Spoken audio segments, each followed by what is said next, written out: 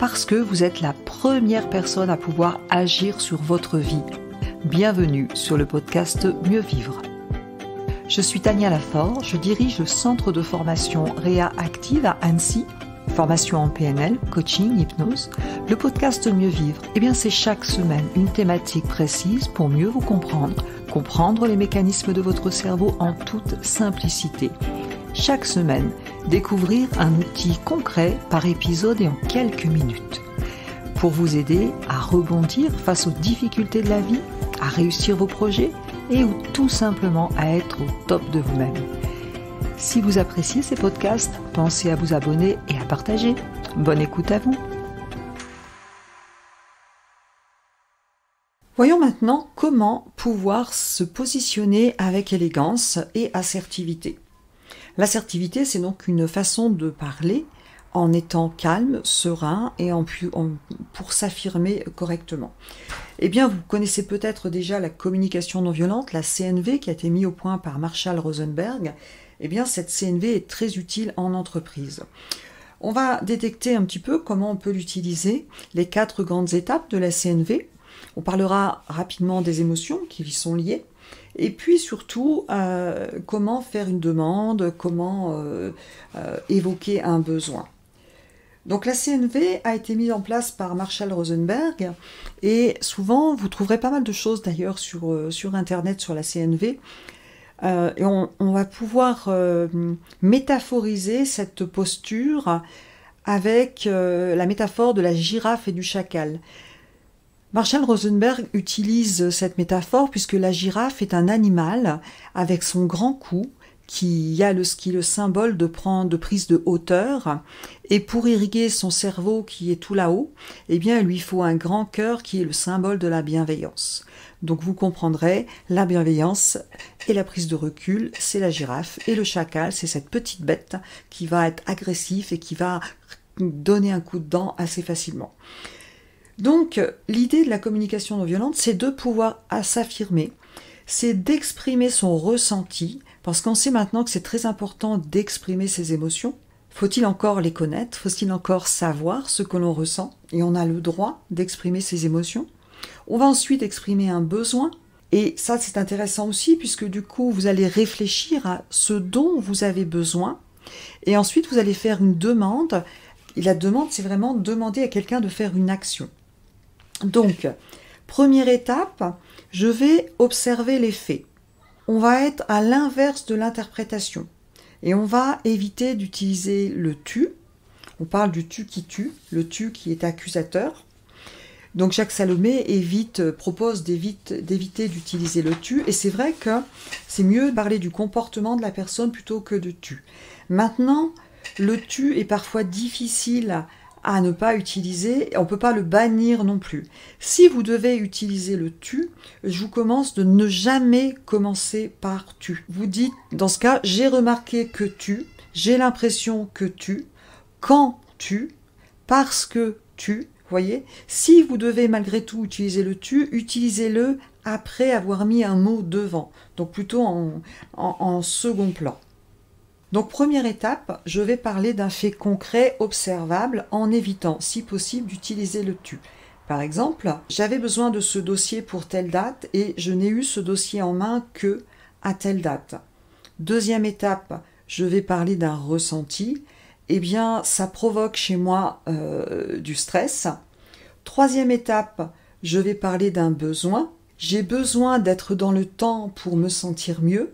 Quatrième étape, je vais demander une action. Est-ce qu'il serait possible de s'organiser différemment pour être sûr d'avoir le dossier dans les temps? Comment est-ce qu'on peut faire maintenant? Je vais exprimer une demande de façon très respectueuse.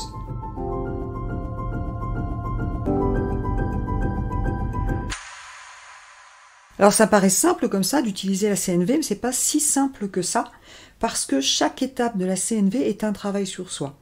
La première étape, c'est donc observer les faits sans interprétation et en évitant d'utiliser le tu. Effectivement, c'est absolument l'inverse du cerveau humain parce que notre cerveau ne fait qu'interpréter. Deuxième étape, on va parler d'un ressenti. Et là, en Occident, en tout cas, on n'est pas très habitué à parler des ressentis. Là, je fais une généralisation, mais globalement, on a 4 types de ressentis. On va avoir des ressentis qui sont plutôt dans la gamme de la colère, et c'est important de savoir nommer ce que l'on ressent. D'abord, il faut observer ce que vous ressentez, savoir le nommer. Donc dans la colère, on peut dire je suis en colère, on peut dire me sens impuissant, on peut être agacé, on peut être énervé. Vous voyez, il y a différents niveaux. Et souvent, sachez que quand je suis en colère, c'est parce qu'il y a un besoin, une règle par rapport à des critères qui n'ont pas été respectés. Qu'est-ce que je peux ressentir encore ? Eh bien, je peux ressentir de la tristesse. Dans la gamme de la tristesse, je peux être déçu, blessé, démoralisé, découragé. Vous voyez, tout ça, ça peut se dire. Et quand on est triste, souvent, c'est qu'on a besoin d'être réconforté. On peut être aussi anxieux. Dans la gamme de la peur, je peux être anxieux, inquiet, angoissé. Je me sens pas en sécurité. Tout ceci, c'est plutôt dans la gamme de la peur. Et souvent, quand on a peur, sachez qu'on a besoin d'être rassuré. Et puis, bien entendu, je peux être dans la joie, dans la satisfaction. Et quand je suis satisfait, eh bien, je peux être content, satisfait, à l'aise, etc. Donc déjà, savoir exprimer ce qu'on ressent, le reconnaître et savoir l'exprimer, c'est très important, ça s'appelle l'étiquetage. Et psychologiquement, on sait que quand on sait nommer une émotion, on a déjà un impact sur elle. Donc, voilà ce que j'observe, voilà ce que je ressens. Et ensuite, eh bien, va venir le besoin. Et là, c'est très intéressant parce qu'il s'agit de réfléchir à ce dont vous auriez besoin pour être plus satisfait. Imaginez par exemple quelqu'un qui se sent ignoré. Eh bien, quand on fait imaginez en CNV, quand on fait cette réunion, j'essaie de parler, je ne suis jamais questionnée. Qu'est-ce que je ressens ? Eh bien, je me sens ignorée. Le besoin, j'ai besoin d'être écoutée. Est-ce que tu peux, s'il te plaît, prendre 5 minutes pour m'interroger ou pour qu'on échange ensemble ? Vous voyez, dans ce cadre-là, j'ai exprimé décrire la situation, j'ai exprimé un ressenti, je me sens ignorée. Puisque je me sens ignorée, la question que je me suis posée, c'est de quoi j'ai besoin ? Eh bien, j'ai besoin d'être écoutée. Et la demande, c'est vraiment une action. Est-ce que tu peux prendre 5 minutes pour qu'on discute ? Des exemples de besoins, ça peut être j'ai besoin de me sentir respectée, j'ai besoin d'avoir plus de cohérence, j'ai besoin d'être entendu, j'ai besoin de me sentir compris. Ensuite vient l'action, et là vous allez demander quelque chose de concret.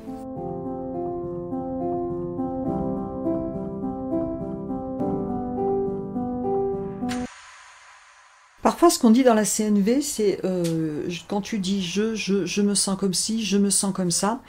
Quand on le fait trop régulièrement, les personnes peuvent vous dire oui, mais toi, il n'y a que toi qui compte. Alors une autre façon de pas trop utiliser le je, ça pourrait être ça provoque chez moi, ça me fait me sentir mal, ça me fait me sentir comme ça. Vous voyez, c'est intéressant puisque trop de jeux dans une conversation, on a l'impression qu'on est un peu le centre du monde. Donc c'est une petite astuce pour pouvoir utiliser la CNV. Imaginez dans un autre contexte, dans un contexte plutôt dans la vie privée, un enfant qui vous tape, par exemple. Eh bien, vous pouvez dire, qu'est-ce que je remarque ? Eh bien, ce que je remarque, c'est quand tu me frappes comme ça, donc observation, ça provoque de la colère chez moi, j'ai le sentiment. J'ai besoin de sentir que tu me respectes, je cherche le besoin. Je peux même préciser, et tu as le droit d'être en colère, simplement, je te demande l'action, de me le dire et de t'exprimer de manière plus respectueuse. Je vous invite vraiment à creuser sur la CNV, à aller voir des documents sur les sites internet, sur le site CNV d'ailleurs, parce que c'est vraiment un très bel outil et qui n'est pas si simple à utiliser que ça. Merci d'avoir écouté cet épisode. Vous retrouverez tous les liens dans le descriptif du podcast. Vous pouvez nous retrouver sur notre chaîne YouTube. Vous pouvez télécharger des ressources gratuites, e-books. Vous pouvez aller sur notre site internet. Et avant de partir, surtout, abonnez-vous au podcast si vous voulez recevoir les prochains épisodes et laissez des petites étoiles pour que ces astuces puissent servir à d'autres personnes. Je vous remercie et je vous dis à très vite.